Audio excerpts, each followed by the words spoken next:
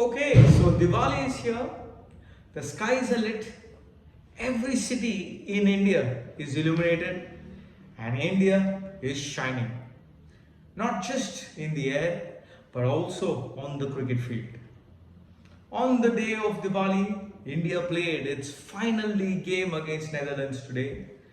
And what a way to finish the league matches. It was a triumphant victory.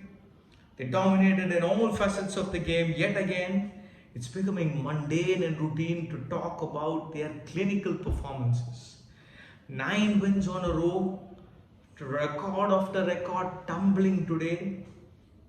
5 batsmen in the top order, the top 5 batsmen getting scores of more than 50 for the first time in World Cup history in ODIs.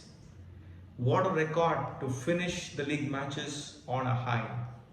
India is well and truly shining going into their first semi-final just 2 days away against New Zealand. Today it was a surprise decision. A lot of people did expect them, after winning the toss, to put Netherlands into bat. Instead, they chose to bat first, and the intent was clear from the word go. They had 90 on the board in the first 10 overs. It was almost the third time in the tournament that they've managed 90 runs of the first 10 overs. Something that goes to show that the openers have given the team flying starts, have not allowed the opposition to get early wickets, and also have scored at such a fast clip that has laid the foundation for the middle order.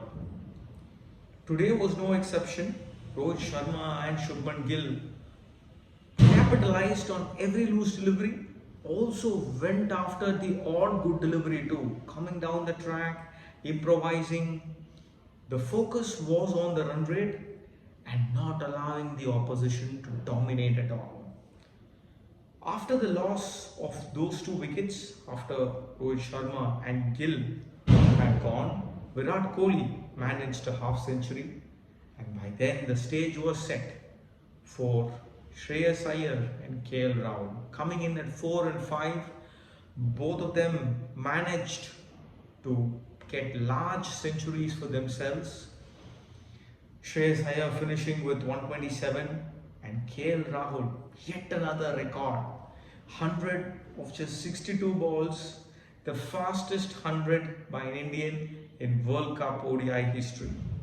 What a record to have, coming in at number 5, that too doubling up as a wicketkeeper. Rahul has been an absolute revelation in this tournament.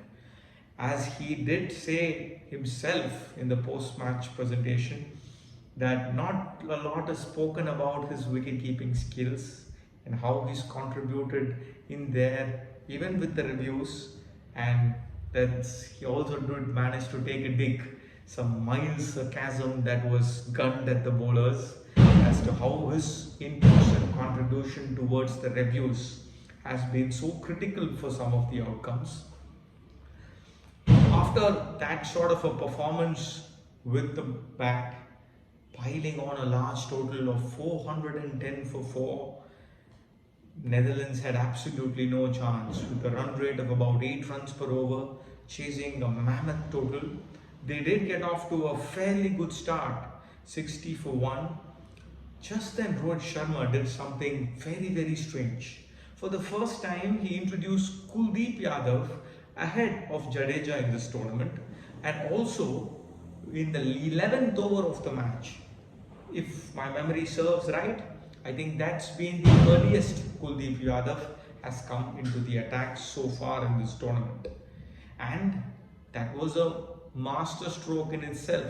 Kuldeep Yadav managed a wicket right away, broke that partnership that was growing initially between Max O'Dode and Colin Ackerman. Ackerman, in fact, had come down the track and hit Bumrah and Shami for a couple of boundaries too, and was looking really good with his footwork and timing and positivity, and also the intention to attack the faster man.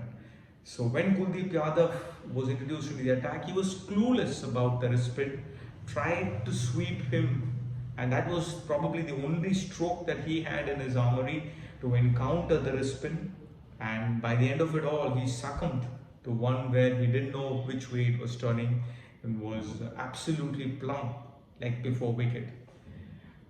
Yet another signal as to how Rohit Sharma has been captaining in this tournament so far. Like KL Rahul's wicket-keeping spills, Rohit Sharma's captaincy too has been absolutely spot on. He's had the foresight. He's been very quick to make those changes on the field, be it with the fielding or be it with the bowlers. He has been absolutely spot on, and from time to time has also manufactured a wicket. It might be in some of the earlier games when he's used Bumrah and Siraj in very short spells and brought them back to break a partnership. It could be Kuldeep Yadav today. He's marshaled his resources well and has not shied away from taking a risk with the captaincy. That's paid off completely.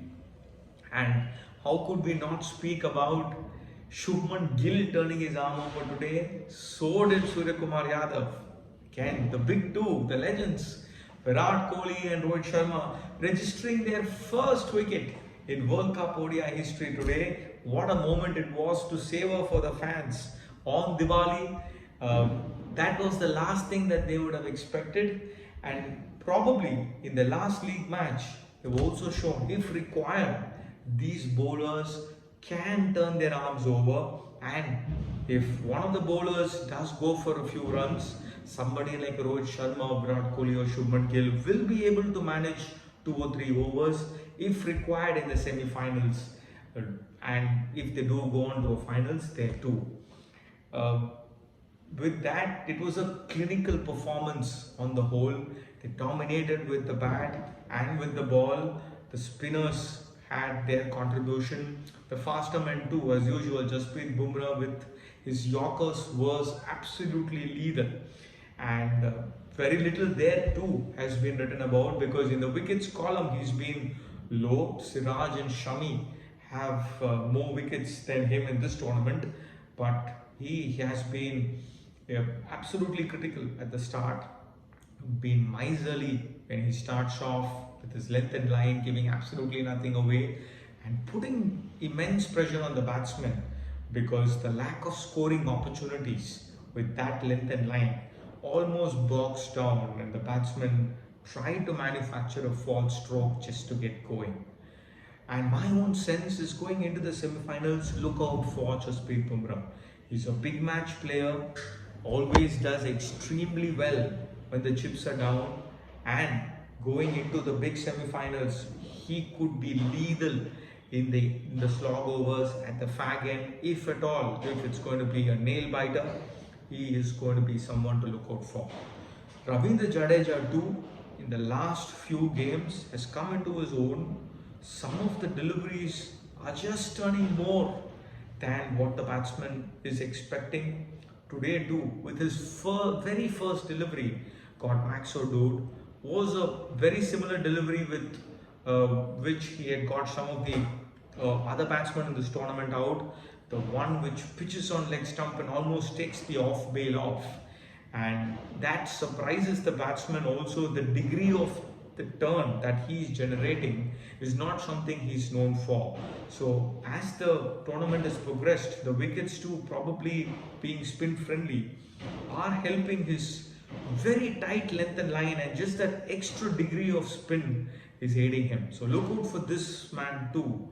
Has also come into form over the last few games. With the ball too, is becoming lethal. Top order, the batting is looking like a powerhouse.